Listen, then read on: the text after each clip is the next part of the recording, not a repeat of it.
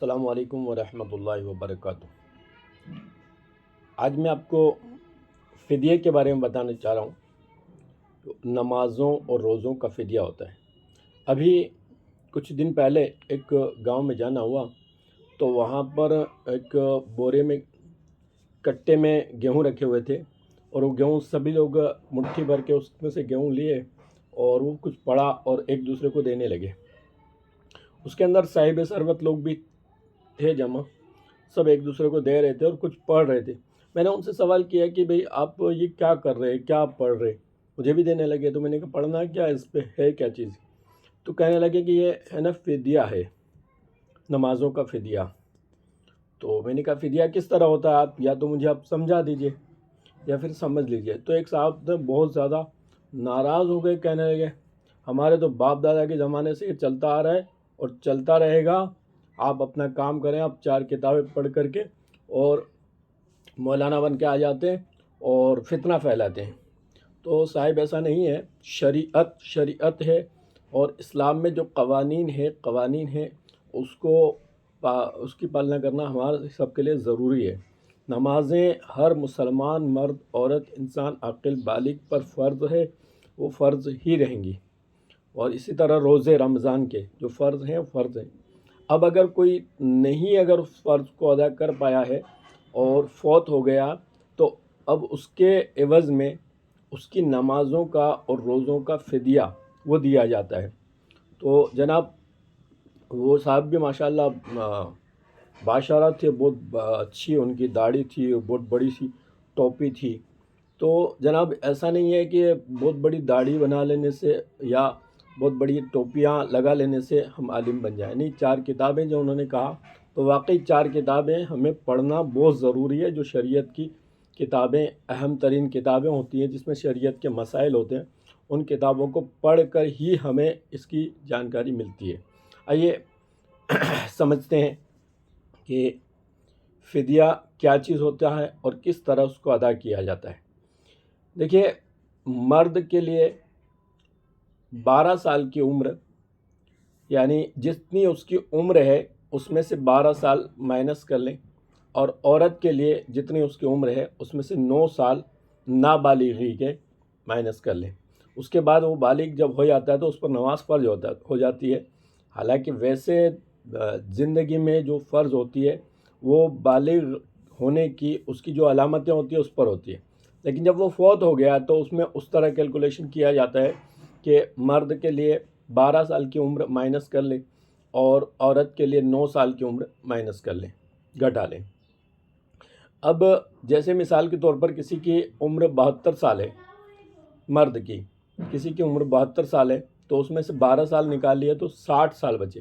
اب ان 60 سال کی ساری نمازوں کا اور 60 سال کے ہر مہینے کے روزوں کا فدیہ ادا کرنا ہوتا ہے۔ اور فدیہ ہوتا کیا ہے، کتنا ہوتا ہے؟ ایک صدقہ فطر، یعنی 2 کلو 45 گرام گیہوں کی یا اس کی رقم، یہ فدیہ ایک فدیے میں دی جاتی ہے۔ اب ایک دن کی نمازوں کا جو فدیہ ہوتا ہے وہ 6 نمازوں کا فدیہ ہوتا ہے، یعنی 5 تو فرض نمازیں اور 3 وتر، 6 نمازوں کا فدیہ اس کا دیا جائے گا۔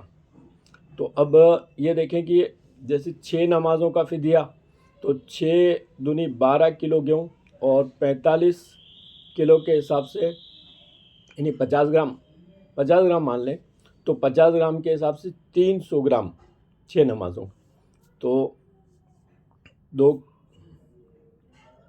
12 کلو 300 گرام گیہوں، یہ ایک دن کا فدیہ ہوتا ہے۔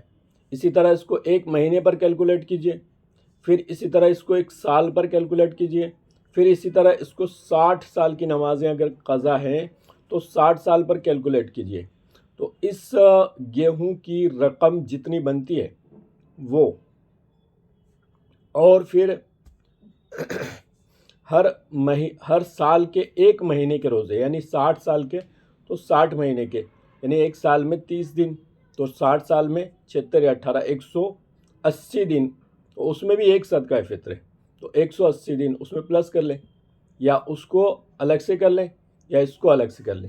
اب اتنی گیہوں کی رقم اب وہ لاکھوں میں ہوتی ہے. اس طرح سے ایک بورے میں رکھ لینے سے اور اس طرح ایک دوسرے کو دے دینے سے وہ مسئلہ صدقہ فدیہ، نمازوں کے فدیے کا حل نہیں ہوتا. اس کے لیے اتنے لاکھ روپے، اب کیلکولیٹ کیجئے، اگر آپ کیلکولیٹ کریں گے تو یہ رقم لاکھوں میں جائے گی. میرے خیال سے 70-80 لاکھ کے آس پاس جائے گی. تو اب اس کو ظاہر بات ہے کہ 70-80 لاکھ روپیہ اگر بہت مشکل ہے کہ ہر کسی کے پاس مل جائے اور وہ کر لے، تو ایسا نہیں ہے. شریعت نے الحمدللہ ہمارے علماء اکرام نے ہماری آسانیوں کے لیے اس میں حیلہ شرعی